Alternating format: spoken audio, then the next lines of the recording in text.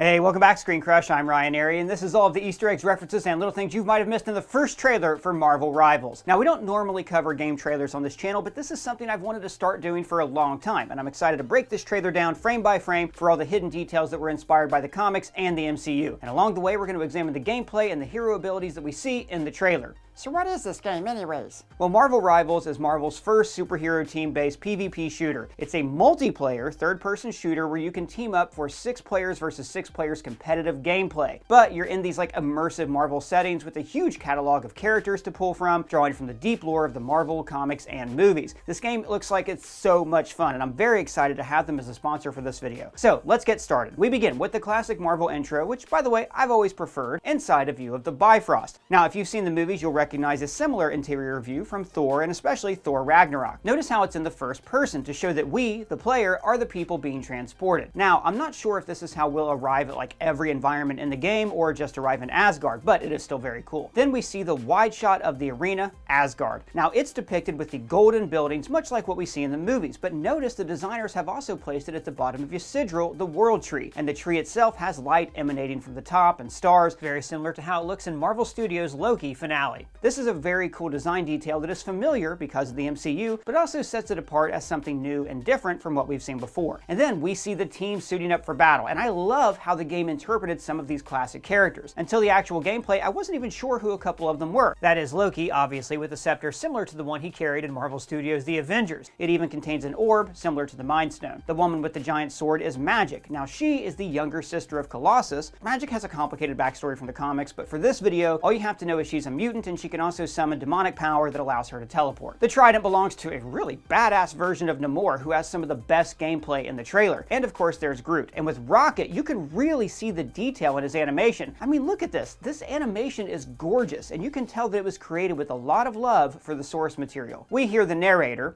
Pick your hero. Get ready. And later in the trailer, I believe we're told that the narrator is the daughter of Galactus named Galacta, who is acting like a cosmic game master, sending characters to fight inside of these crystals that house different environments. And then we meet the opposing team. And again, I love the designs we see here. They're taking the classic comic book styles, meshed in a bit of details from the MCU, but also giving each character a unique spin that sets them apart from these past versions. Doctor Strange opens up a portal with a sling ring, like he does in the movies, but notice his wrists are wrapped in the crimson bands of Sidorak, which give him more of a brawler feel suited to this type of gameplay. Notice that Black Panther's suit is covered in hexagons. This is another subtle detail lifted from the movies, when his nanotech suit could generate a hexagonal force field. Now, at first I thought this guy might be a player character, like a me, but nope, that is Bruce Banner with a ray gun, and I freaking love this. A lot of games would probably have just given us the Hulk, but Marvel Rivals lets you play as puny Banner until you take so much damage that you were forced to change into the Hulk.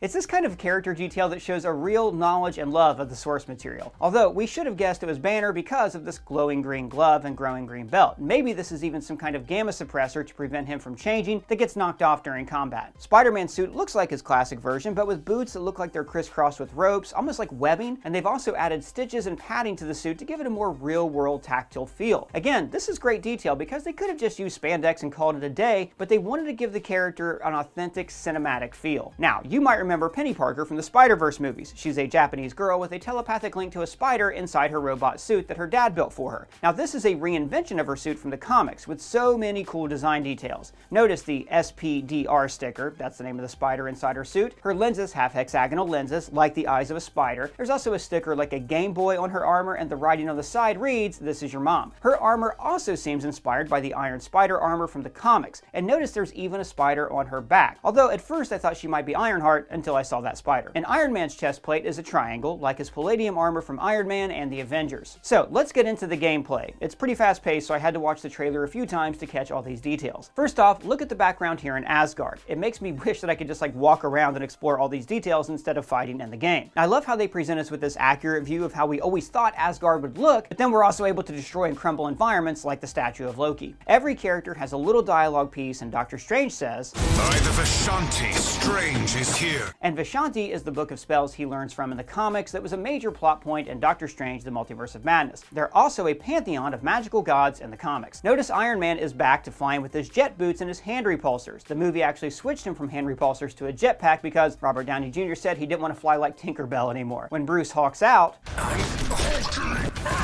he is wearing a belt of green glowing tech. Maybe that is the gamma suppressor that I mentioned earlier. A couple small details to notice here. Notice that before Hulk jumps, you can actually see the arc of his jump to plan out where you land. And this makes sense because in the comics, Hulk can jump up to 3 miles at a time. It'd be really hard to be accurate without that arc. We can also see Neore creating a shield of water around himself, and notice that Rocket has a jetpack just like he does in the comics, but we rarely see him use that jetpack in the MCU. Hulk leaps toward Neore and punches him to the ground, and notice that when he looks at Iron Man, this icon comes up that reads Infuse, and we see this throughout the gameplay. So I think this is where a character can use their powers to aid another hero. An infusion might mean that Hulk can transfer some gamma radiation into Iron Man's armor. And I love this so much, because one of the coolest things about seeing hero team-ups in the comics and the movies is when they use their powers to work together in new ways. And I feel like we never get to do that in the games. But in Marvel Rivals, these hero synergies are designed based on the character's origins. Iron Man says, It's nanotime. and then uses the same multi-repulsor attack that we saw his armor execute in Endgame. And notice he's firing at Rocket, who is scurrying up the statue, you know, like a raccoon. And here we can see the Triquetra, the Celtic symbol that appears on Mjolnir in the movies, and on the floor of Hela's Army of the Dead chamber. Down below, we can see Groot creating a tree shield to block his enemies, and also extending his arm to attack Doctor Strange. And then Doctor Strange opens up a portal to send his fellow players to another area of Asgard. Again, I love the teamwork aspect of this gameplay. I also like how they're not just using the big name characters that most people know from the movies. Like they're including Luna Snow, who is a member of Agents of Atlas, and she was introduced during like this massive War of the Realms comic book crossover. She has ice powers, and like I love how in the trailer you can see her using ice slides to travel faster. Again, it's like little small details from the comics that show this game was made by true fans. We can also see here that she can inject Neore with ice energy. So if Neore has the ability to summon water, this would presumably make him able to turn that water into ice and use it as a weapon. And I love that the power team-ups also seem to shift abilities with each person, so it makes for all these multiple combinations. Neore is another character who I think is getting a lot more respect in recent years. He's not just a fish guy who can talk to fish, he is one of the more complex, edgy, and regal characters in the comics. And in the gameplay trailer, we see him summoning marine life into the fight. In fact, we also see the panther god Bast in the gameplay as well. If you pay attention, you can see Loki using his duplication casting to assume the form of Black Panther. Now, at first I thought, oh, that's just a smart way to deceive your enemies. Like, you could pose as Black Panther and then go behind enemy lines and ambush the other team. But we actually see Loki duplicating the powers of Black Panther. Now, I'm sure this ability has a time limit, but man, that is a lethal ability in a game like this. We also see Magic summon a massive amount of dark energy. Now, in the comics, she full-on draws power from the demon Belasco and can teleport like Doctor Strange. So she would actually be a perfect counter to him in this level. In the next sequence, from Rocket's point of view, we can see Groot getting himself to grow outward from a distance, like he's planted a seedling of himself against the statue. And notice that Rocket can get on Groot's back and ride him. Man, I cannot wait to play this game. This looks so cool. And then we get a few shots of characters using their special abilities. Iron Man with Maximum Pulse and Hulk's Berserker Rage. Doctor Strange invokes the Eye of Agamotto. By the Eye of Agamotto! Now, in the movies, the Eye of Agamotto houses the Mind Stone, but in the comics, it has many uses, like being able to see through illusions, which would make Doctor Strange a perfect counter to Loki's duplication casting ability if he has a similar power use in the game. And in Spider-Man Splash Screen, notice how we see this light traveling across his webs, making me think that his suit could have some kind of technological enhancement. Maybe you'll even be able to upgrade your suits or change skins to reflect Spider-Man's multiple suits in the comics and the movies. And then we see the aforementioned shot of Galacta leading into the next battle, which looks like it takes place in 2099 Japan. We can even see the elevated maglev train, similar to the one we see in Wakanda in the movie Black Panther, but also notice the Alchemax building below. And I cannot wait for this. I love the 2099 universe from the comics, and it's long overdue to be able to play through it in a current video game. And the lineup at the end consists of Storm, Star-Lord, Mantis, Punisher, Scarlet Witch, and Magneto. And again, I gotta praise the design choices here. Storm's hair is half traditional, half cornrows, kind of like melding her original hair and her punk look from the 1980s. Star-Lord is more traditional, but with a Kree emblem on his chest for some reason. The Punisher is an absolute tank with these 90s shoulder pads. Mantis appears to have energy gauntlets to help her strike from a distance, and notice she also has a thorny branch around her waist as a belt. And I cannot wait to see how the game adapts Wanda's reality warping powers. And like, I don't know what's up with Magneto, but he looks very grizzled and like near post-apocalyptic. He has a beard, and I love how his cape is like linked with a chain. This could even be a version of Magneto from the Age of Apocalypse storyline. You can really tell the game is going to be fun, with game design that really draws from the Marvel history to add to its storytelling. Between the characters and the maps, it really looks like you're getting to fight in environments that are from the Marvel universe. I love immersive, destructible environments like this in TPS games. So right now, Marvel Rivals has a closed alpha test that you can apply for if you click on our link in the description. So check out the game, come come back, leave me a comment, and let me know what you think. And if it's your first time here at the channel, please subscribe and smash that bell for alerts.